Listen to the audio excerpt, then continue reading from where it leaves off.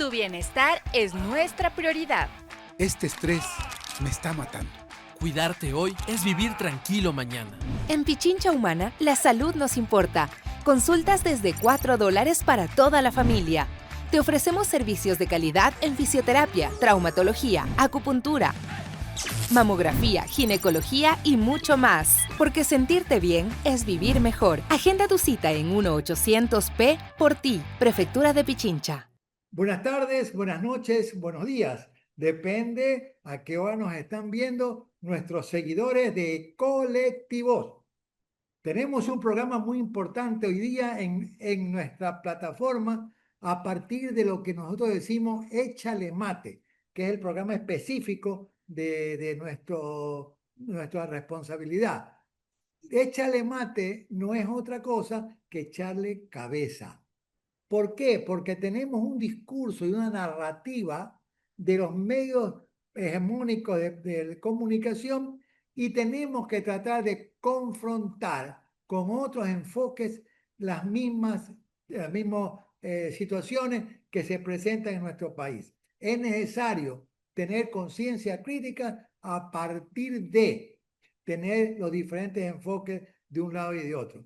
Así que hoy día hemos invitado a Emilio Uzcategui, gran amigo, compañero, concejal del Distrito Metropolitano de Quito, y nos va a conversar un poco sobre la situación del alcalde Pavel Muñoz y su situación desde la perspectiva de lo que piensa la sociedad quiteña, ¿verdad? En este momento, cuando se han pedido la revocatoria del mandato, recoger firmas, por lo menos inicialmente. Emilio, buenos días, buenas tardes, buenas noches.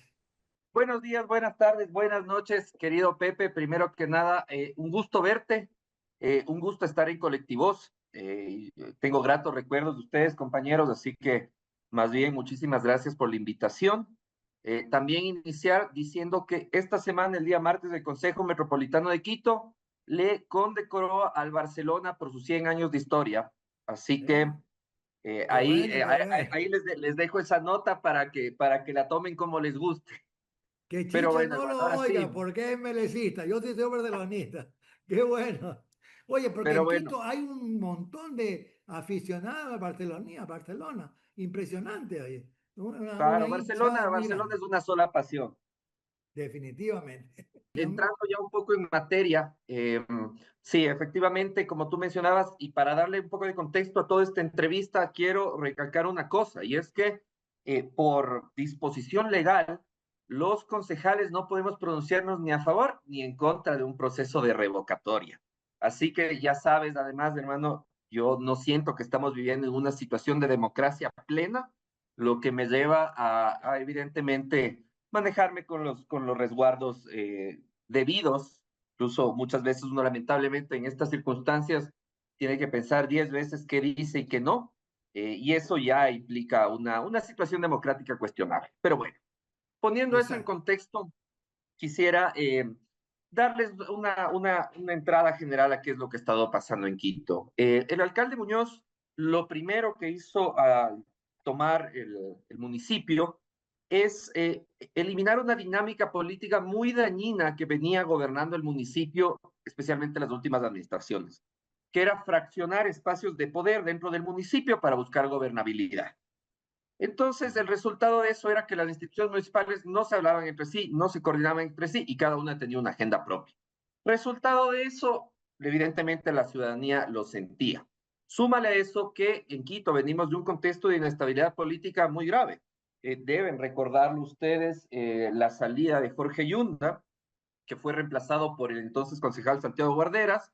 Esa inestabilidad política ha dejado un vacío de gestión, dejó un vacío de gestión de algunos años en la ciudad. Como resultado de eso, nos topamos con un municipio desinstitucionalizado, con un metro que estaba listo, pero que no estaba operativo, en fin, un sinnúmero de problemas tremendos. La línea de gestión que adoptó el alcalde fue, primero, con una visión muy conciliadora. Yo si algo puedo resaltar como una característica personal de Pavel, es que me parece que es un demócrata convencido, no de esos demócratas que usan el término democracia para referirse a componendas o a negociaciones, sino de aquellos que creen que en realidad una autoridad debe escuchar a todos y debe sentarse con absolutamente todos. Ese espíritu democrático le ha ganado no pocas críticas, de parte y parte, de todos lados, de hecho. Y sin embargo, yo veo que ese ha sido un principio, quizás personal para él, que ha permeado también todas las áreas de gestión del municipio. Sobre esa visión, comienza la gestión de tomar las riendas del municipio, una cuestión complicadísima, y logramos lo que para mí es un hito de gestión importantísimo, que es ya la puesta en funcionamiento del Metro de Quito. Sobre esto, esto inicia un plan de modernización en la movilización, en el sistema de movilidad de la ciudad, y ahí también les anticipo, es un plan que todavía estamos ejecutando y que nos falta muchísimo por ejecutar, pero con ese primer hito tú inicias una reconfiguración de cómo pensamos movernos en la ciudad de Quito. Ahora logras otro hito de gestión importante recientemente, que es el reemplazo de la flota de los trolebuses. Una flota, imagínate que teníamos funcionando, y solo para que la gente se dé cuenta de lo importante que son estas cosas. Los primeros troles eléctricos llegaron a Quito en 1995. Así es. Y teníamos hasta ahorita parte de esa flota funcionando todavía, en una total obsolescencia. Y fíjate, en 1995 Quito ya era una ciudad referente en electromovilidad. Durante la alcaldía de Mauricio Rodas, irresponsablemente se contratan trolebuses a diésel. Exactamente. Entonces, imagínate, tenías toda la infraestructura eléctrica y sin embargo tenías buses a diésel contaminando y generando una serie de inconvenientes. Parte de la idea era que Quito tiene que volver a ser la ciudad innovadora en materia de sostenibilidad y de electromovilidad, así que volvimos al sistema de trolebuses eléctricos. Para darles también un contexto, porque esto ha sido parte de las críticas que se han cernido en torno a la gestión del alcalde, el alcalde Jorge Yunda intentó hacerlo, el alcalde Santiago Barderas intentó hacerlo, y ninguno de los dos pudo hacerlo, porque en el CERCOP se les caían los procesos, y esto era una cuestión netamente de con prácticas quizás de competencia un poco desleal, prácticas comerciales. Entonces ganaba el uno o iba a ganar el uno, el otro ponía una acción y se daba de baja el proceso. Claro. Nosotros dijimos con un sentido de responsabilidad absoluta que la ciudad no puede esperar un día más. Y con eso en mente, acudimos a la asistencia de UNOPS. UNOPS es la Oficina de las Naciones Unidas para Proyectos Especiales. Esta oficina lo que hace es básicamente darte asesoría técnica en procesos de compra pública y de contratación pública que estén revestidos de algún tipo de complejidad. Por eso, y usando ese mecanismo, logramos un ahorro de casi $27,000 por cada una de las 60 unidades que adquirimos, lo cual es una buena noticia para la ciudad. Es un uso eficiente de los recursos y llegamos a tener un presupuesto inicial más bajo que los dos procesos que habían lanzado los alcaldes anteriores. Y sobre todo, logramos tener los troles. Una vez que se logra cerrar este contrato, algunos de esos trolebuses son ilegalmente retenidos en las aduanas. Y eso para nosotros también obedecía a una visión coyuntural porque estábamos justamente en medio de las elecciones presidenciales. Claro. Es una primera cosa que llama bastante la atención. Y una vez que ya se liberan, porque estos trolebuses que ya todos están en funcionamiento, se han venido aquí últimamente, ya los van a ver, están muy bonitos. Sin embargo, se comienzan a generar críticas de transparencia en torno a ese proceso de contratación. Y mira, ahí esto para nosotros, para mí, es una técnica que ya es muy conocida, que si alguna autoridad tiene un hito de gestión y no puedes atacar en la gestión, le atacas por el lado de la transparencia. Entonces, básicamente hemos tenido comentarios que han dicho que sí, pero tratándole a UNOPS, que es probablemente una de las mayores ejecutoras de contratación pública del mundo, porque es un organismo de Naciones Unidas, tratándole como si fuera básicamente ahí una tienda de barrio para intereses ocultos. Y eso definitivamente es una pena porque pone en tela de duda algo que debería ser un motivo de alegría absoluto para la ciudad. Eso quizás como darte un poco de contexto inicial en movilidad, pero yo podría alargarme hablando de esto bastante. Este año también ya tendremos la integración de todo, del sistema de pago de todo el transporte público. Eso significa que tú con tu cédula, con tu tarjeta ciudad o con tu aplicación del Metro de Quito vas a poder pagar Ecovía, trolebús y todos los sistemas de movilidad de la ciudad, excepto los taxis particulares. Esto es un avance importantísimo porque también nos permite plantear un esquema de política social redistributiva en torno a la movilidad. ¿Y a qué me refiero con esto? Que cuando tienes pago digital, puedes pagar por la distancia que recorres. Y esto implica que el municipio puede subsidiar o reducir el nivel de subsidio según la sectorización de dónde se mueve la ciudadanía. Y esto significa una política social para abaratarle la vida a quienes viven en las periferias y trabajan en el centro en el hipercentro de Quito, que son quienes más necesitan esa ayuda. Así que eso es, al menos en movilidad, que es uno de los pocos puntos, las cuestiones centrales que hemos abordado. Y solamente con lo que te cuento, las alegaciones de la revocatoria es por incumplimiento del plan de trabajo, así que ahí ya me declaro loco. Muy clara, muy clara. Mira, yo tengo una admiración muy grande por Pavel, por ser un tipo planificador, por ser un tipo muy serio en sus argumentaciones. Pero con todo lo que tú nos estás diciendo, Emilio, ¿por qué se da una situación de denuncia ante el Consejo Contencioso Electoral y el Consejo Contencioso Electoral inmediatamente permite que se empiecen a recoger firmas para la revocatoria del mandato? ¿Cuáles son las razones? Primero, de parte de ellos, ¿verdad? Y en segundo lugar, ¿cómo es la reacción de la ciudadanía desde tu punto de vista para aceptar o rechazar esto? Mira, ahí sí te voy a tener que hacer una antología de los problemas que hemos tenido con el TCE, porque son varios. Primero, para que se den un poco de contexto, se presenta una denuncia por parte del ex consejero de Participación Ciudadana, el señor Guarderas, en contra del alcalde de Quito. Esta denuncia, y solo para darles a breve rasgos lo que decía, era que al aparecer el alcalde de Quito en un video con la entonces candidata Luisa González, eso significa que para los abogados podrá resultar sorprendente, podrá resultar difícil de concebir bajo un esquema lógico, pero bajo ese criterio se procedió a sancionar al alcalde. Primer antecedente. Luego, bajo ese mismo criterio, porque ojo, ahí lo que hacen los promotores de la revocatoria del mandato, es decir, si hay una resolución sancionando al alcalde de Quito, implica que ha caído en una prohibición y como tal, esa prohibición implica incumplimiento de su plan de trabajo, entonces presentamos la revocatoria. Ese pedido de revocatoria entra primero al Consejo Nacional Electoral, donde es rechazado por unanimidad. Es decir, 5 de 5 consejeros rechazan esta iniciativa. Los proponentes impugnan y pasa al Tribunal Contencioso Electoral, que ya hemos visto que ha tenido una participación activa y francamente política en todas las instancias en contra de cualquier ápice de movimiento político que pueda quizás hacerle oposición al presidente del gobierno, al gobierno del presidente Daniel Noboa. Entonces es en esta instancia donde dicen, ok, revemos esta decisión, aceptamos el proceso de revocatoria y ordenamos que se inicie la recolección de firmas. Ojo, esto era poco tiempo antes en el contexto de la campaña electoral nacional. Y esto es importante recalcarlo porque aquí no hay coincidencia.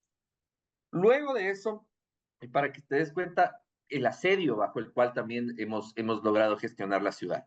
Luego de eso, le ponen al alcalde una denuncia de violencia política de género. Y tú dirías, no, esto es una cosa gravísima, y ahí me permito contarle a la gente por qué, resumiéndolo en 30 segundos. El alcalde preside el Consejo de Protección de Derechos, que es una instancia de participación ciudadana que hay en el municipio de Quito. En este espacio, 2 consejeras tienen un intercambio, un roce de palabras fuerte, y el alcalde les dice, miren, por favor, hay una instancia de mediación para esto, que es la Secretaría General del Consejo, y yo tengo que seguir con la sesión, así que pasemos al siguiente punto. Punto. Esa es la razón para la denuncia de violencia política de género, diciendo que al limitarles el uso de la palabra, ha cometido un acto de violencia política de género. Y esto se está nuevamente tramitando en el Tribunal Contencioso Electoral. Pues dime si todas las coincidencias que yo te manifiesto ya no te dan a pensar de que hay un interés detrás de estas iniciativas. Esa ha sido la situación. ¿Y cómo la ha recibido la ciudadanía? Yo siento que, mira, nosotros que hacemos presencia permanente en los territorios, en los barrios, no hay pocos sectores de Quito donde no veas obra pública, ¿ya? Entonces, hay un elemento ahí que gusta a la ciudadanía. Y por otro lado, también la imagen del alcalde, que ha sido bastante más conciliadora, también, al menos en el electorado quiteño, se toma como un buen gesto. Siento que los quiteños buscan un alcalde más que un actor netamente político, y creo que en esa expectativa el alcalde de Quito pues ha sabido llevarse bien. Un buen Entonces, administrador, digamos, sí, sí, básicamente. sí, es decir, es un buen administrador, no lo tienen en la idea de un político como tal. Entonces creo que eso es un mérito también, parte de cómo se ha manejado el alcalde, y entonces yo veo en los territorios un apoyo a la gestión del alcalde. Pero ahí vamos al factor, en cambio, de las elecciones nacionales.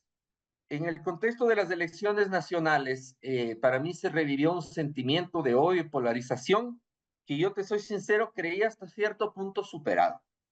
Y es en ese contexto que se genera una iniciativa de revocatoria, que hay que tenerlo claro, no es un análisis ni una evaluación de gestión del alcalde Muñoz, es un ataque y un acto de odio político como tal. Entonces, esto nos da la pauta de que en realidad no responde a un cuestionamiento a su gestión, responde a un cuestionamiento a sus orígenes políticos. Dentro de eso habrá gente que comulgue con esa visión de las cosas, pero yo creo que la mayoría de la ciudadanía primero está muy consciente de que el municipio necesita estabilidad. Y quien más sufre con la inestabilidad política del municipio son los quiteños. Entonces, teniendo muy fresca en la memoria el tema de Jorge Yunda y esto, creo que ese es un factor que es importantísimo a tenerlo en cuenta. Y sin embargo, el proceso de revocatoria, pues es un proceso que está legalmente contemplado, sobre el cual además no me puedo abiertamente mencionar a favor ni en contra. Así que es un proceso que está siguiendo los preceptos de ley, pero cuyo contexto no deja de resultar preocupante. Claro. Emilio, justamente se habla y se promociona prácticamente de parte del municipio metropolitano de Quito una obra diaria. Es decir, estamos hablando de un administrador, como quieren considerarlo a la ciudadanía quiteña, un hombre que está trabajando permanentemente, que está en contacto directo con los barrios, que está en contacto directo con la ciudadanía. Y a pesar de eso, ¿verdad? El odio político que está atravesando el país y que no hace razonar a las personas y las instituciones cooptadas totalmente por el Ejecutivo, hace que estas acciones sigan su desarrollo. Pero la pregunta es, hay 60.000 firmas recogidas según plantean los señores que están promocionando la idea de la revocatoria. Pregunto, ¿esas 60.000 personas están ya claramente identificadas? ¿Ustedes tienen contacto con ellos? ¿Saben de dónde proceden? ¿Se puede hacer un trabajo de diálogo con ellos? ¿Qué piensas, Emilio? Mira, respecto ya del tema específico de las firmas, yo evidentemente no soy parte del movimiento aquel, así que yo la información, el dato de que tengan una determinada cantidad de firmas, realmente no lo sé. Por otro lado, la autoridad que debería revisar la legalidad y que sean adecuadas esas firmas es en su momento el Consejo Nacional Electoral. Recordemos que en términos de números, para este proceso requerirías más de 200.000 firmas válidas. Esto es un número bastante alto, bastante alto, y considerando antecedentes que han existido en procesos de revocatoria y otros de recolección de firmas similares, normalmente se requiere más del doble o incluso del triple de la cantidad de firmas para pasar el proceso de control que está establecido en la ley que establece el Consejo Nacional Electoral. Entonces, yo la verdad no sabría decir respecto de la legalidad, del contexto en el que se han otorgado las firmas. Lo que yo sí te puedo decir es que nosotros asumimos la revocatoria no como una interpelación política, porque si tú la ves, yo no creo que, y esto es algo que quizás se ha tenido mucho cuidado, y es no referirnos a sus promotores en nombre propio, porque ya hemos visto, y lo están viviendo incluso ahora en Guayaquil. Una de las personas que denunció al alcalde de Quito en su momento ahora está haciendo lo propio con el alcalde de Guayaquil. Entonces, vemos que gran parte de esto es un movimiento, es un interés de generar cierta atracción política en algunos actores políticos que o han perdido partidos o eran exfuncionarios del municipio, en el caso de Quito, exfuncionarios del municipio de Quito, ex candidatos a dignidades por Quito, y evidentemente esto no nos lleva a ningún lado. Así que esto nosotros lo asumimos más bien como un pretexto para volver a hacer compromisos de gestión con los territorios. Nosotros, miren, no podemos tampoco ser lejanos ni ajenos a un proceso de autocrítica. Yo siento que el alcalde Muñoz, con esas complejidades que se topó en el municipio, y además, ojo, que también hay unos valores pendientes por parte del gobierno central del municipio de Quito, en ese escenario ha logrado manejarse bien. Y sin embargo, creo que estos próximos 2 años de gestión tienen que tener ciertamente otro tinte. Yo lo caracterizaría como estos primeros 2 años, si se quiere, fue poner la casa en orden, y estos siguientes 2 años tienen que ser para despegar en términos de gestión. Entonces, lo vemos más bien como una oportunidad para refrendar un compromiso de servicio con la ciudad. Y creo que esa es la manera más sana y democrática de ver. No es un tema de falta de gestión. Ahí tú mencionabas del tema de una obra diaria. Una obra diaria es lo mínimo. Estamos en muchos casos con 2, 3 obras al día. Y muchas cosas son obras relativamente pequeñas, pero que cambian la vida de la gente. Hemos intervenido más de 536 parques, pero si me preguntas a mí cuál podría ser el logro más importante, yo te hablaría de 3 cosas. Primero, hemos entregado más de 5.300 títulos de propiedad. Estos son barrios regularizados. Estos son personas que han vivido toda su vida pagando una casa de la que por fin ahora logran ser dueños. Y esto es un hito histórico, para mí cambia vidas en la ciudad. Lo siguiente que puedo resaltar en temas de política social es primero que hemos instaurado ya una red de comedores sociales, de comedores comunitarios, para brindar apoyo en la situación y el contexto nacional de pobreza que vive el país. Y lo tercero es en materia educativa. A diferencia del municipio de Guayaquil, por ejemplo, el municipio de Quito tiene un subsistema de salud y un subsistema de educación. Y esto ha permitido que el municipio también pueda dar apoyo en esos derechos, en esa garantía de derechos tan necesaria en un contexto de crisis nacional como el que estamos viviendo. Sobre eso estamos construyendo 2 nuevas unidades educativas en Quito, municipales. Hemos construido 4 nuevos centros de atención infantil directamente gestionados por el municipio, que en términos de servicio y infraestructura están al nivel de las mejores guarderías privadas que tú puedas tener en la ciudad. Entonces, para mí estas son cuestiones que no son, quizás no suenan tanto, no son tan visibles, y quizás en términos de autocrítica podríamos tener que mejorar la comunicación, pero definitivamente la tarea con la ciudad y una visión de protección de derechos y de inversión pública definitivamente se está cumpliendo. Emilio, yo te decía la importancia del diálogo, porque la esperanza que yo tenía en un triunfo posible de la revolución ciudadana era justamente sanar a una sociedad que la han dividido en dos a partir del odio, no a partir del razonamiento de una gestión pública en beneficio de la ciudadanía. La gente muchas veces vota en contra de, pero no a favor de. Y eso es curioso porque muchas veces ellos se quejan de la situación actual del país y sin embargo votan por la persona ejecutora de esas políticas públicas. Y te decía que, claro, sin estar en el gobierno, estando en la alcaldía, ¿verdad? Detectar esos sectores, no para atacarlos ni achacarlos, porque pueden ser contrarios, sino para tratar de sanar. Yo creo que es muy importante escucharlo y sanar, porque una de las cosas que yo creo que tú estás diciendo, yo lo he constatado de parte de la alcaldía y de Pavel, es el diálogo. Mira, cuando tú vas a un barrio, un sector y preguntas a la gente qué quiere, muchas veces te dicen cosas muy simples, una cancha, una bomba de agua, una cosa sencilla, porque la gente no tiene la dimensión de lo estructural, sino simplemente de lo inmediato. Pero eso permite, ese diálogo permite conversar con la gente y tratar de escucharlo y apaciguar ese odio irracional. Yo creo que si podemos darle un mensaje de este programa a Pavel y a ustedes, es justamente tratar de hacer el trabajo que debió hacerse desde el gobierno y que desgraciadamente lo acentúan con la actitud que han tomado en la asamblea. ¿verdad? Pero desde la alcaldía se podría pensar en el territorio, por lo menos conversar, tratar de sanar. ¿Te parece?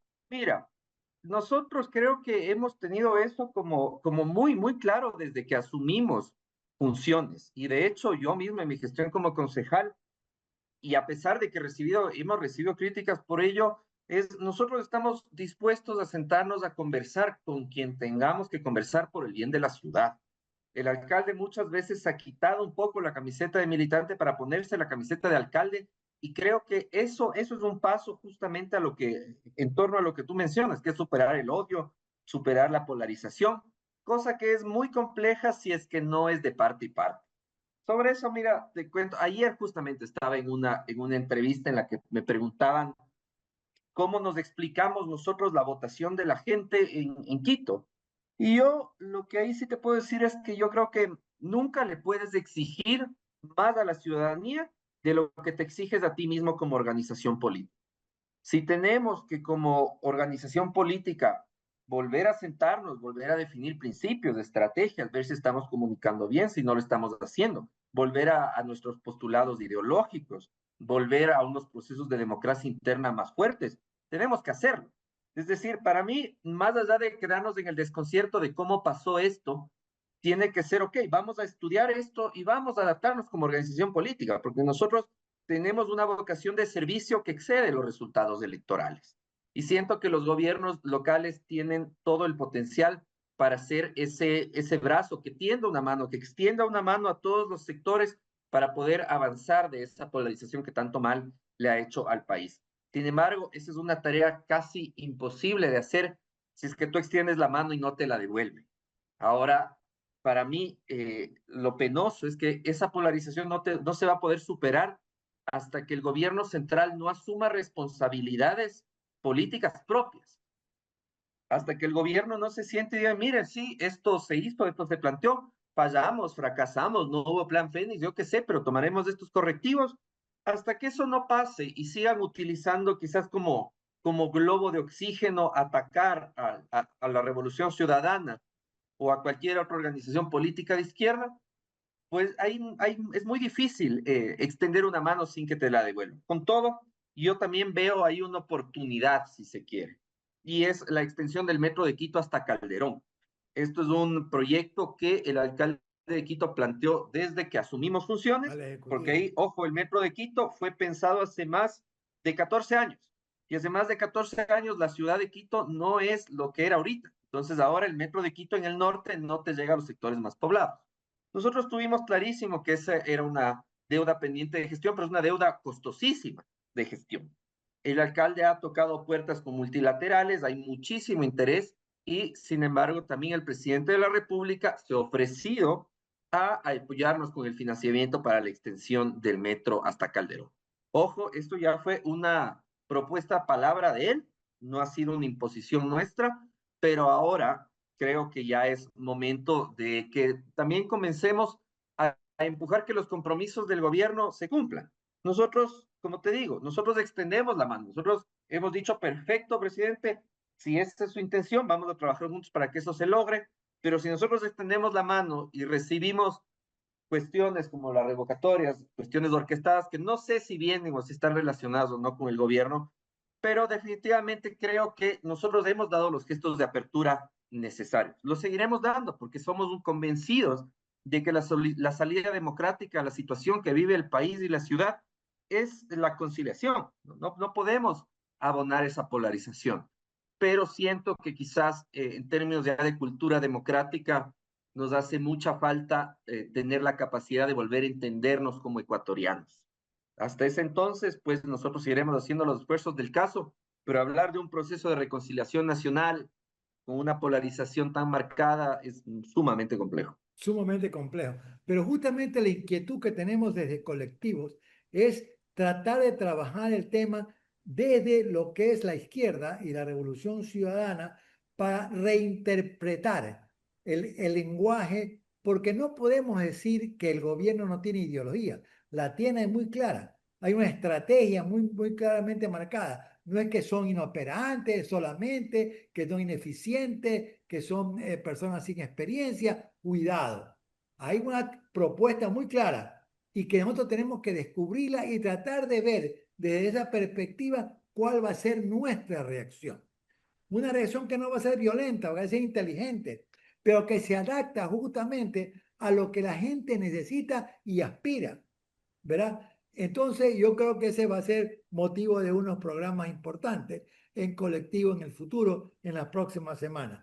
Por eso, Emilio, gracias por ese aporte, porque aclara una situación de parte de lo que se busca en la ciudadanía quiteña y que no necesariamente representa una cuestión mayoritaria, porque tú has explicado muy bien cuáles son la visión, la tarea que está realizando el municipio y cuál es la claridad que tienen ustedes de acercarse, de aportar, de escuchar a la gente, y eso traducido en obras. Felicitaciones a ti, a Emilio, por ser parte de ese consejo que unánimemente está trabajando, creo yo, por una alcaldía con responsabilidad social. Un abrazo grande a Pavel de parte de Colectivos y gracias por tu aporte, gracias Emilio, y tengamos todos unas muy buenas tardes, buenas noches, buenos días. Escúchenos, compártanlo, porque es importante, queridos amigos, que se sepan estas cosas, que se escuche una voz diferente y no solo que los medios de comunicación, a veces con intereses partidistas y particulares, nos presentan. Emilio, una palabra final. Mira, para cerrar ahí, y en términos ya de aceptación de gestión y de cómo percibe la ciudadanía la gestión del alcalde de Quito, nosotros hemos promediado encuestas no hechas por el municipio, sino encuestas de percepción general, y en todas Pavel tiene un porcentaje de aceptación que ronda entre el 50 y el 60%. Eso implica que algo se está haciendo bien, es evidente. Sobre lo que tú mencionabas, yo recién leí un artículo cuyo título nos debería poner a reflexionar a todos. Y eso decía, la derecha que entendió a Gramsci y la izquierda que se olvidó de Marx. Si piensas en eso, en la situación que vivimos, tú dices, bueno, ahí podemos tener algunos indicios de qué es lo que está pasando. Pero finalmente creo que esa es una tarea puertas adentro a todos los militantes, no solo de la Revolución Ciudadana, porque estas elecciones no la perdió Luisa González. Estas elecciones la perdió un sentido común, solidario, popular, progresista. Esa fue la derrota de estas elecciones, no fue una derrota de la candidata del partido. Entonces creo que ahí está la tarea pendiente de todos quienes creemos que un futuro puede pertenecernos realmente a todos. Así que en ese compromiso, siempre de brazos abiertos, hermano, para mí un gusto conversar con ustedes. Un abrazo grande a todos quienes escuchan Colectivos y pues también a renovar las esperanzas, a estar con frente en alto, a estar con los ánimos arriba, porque de a la caída no le hacemos ningún favor a la ciudad ni a nadie. Así que más bien animados juntos y con ese entusiasmo de perseguir y de ir construyendo esas nuevas utopías que tanta falta hace. Tenemos que tener una resistencia inteligente. Así que amigos y amigos de Colectivos, un abrazo grande. Por favor, difundan este programa. Es importante. Gracias, buenas tardes, buenas noches, buenos días, depende de la hora que nos vean. Chao. Tu bienestar es nuestra prioridad. Este estrés me está matando. Cuidarte hoy es vivir tranquilo mañana. En Pichincha Humana, la salud nos importa. Consultas desde $4 para toda la familia. Te ofrecemos servicios de calidad en fisioterapia, traumatología, acupuntura, mamografía, ginecología y mucho más. Porque sentirte bien es vivir mejor. Agenda tu cita en 1-800-P por ti, Prefectura de Pichincha.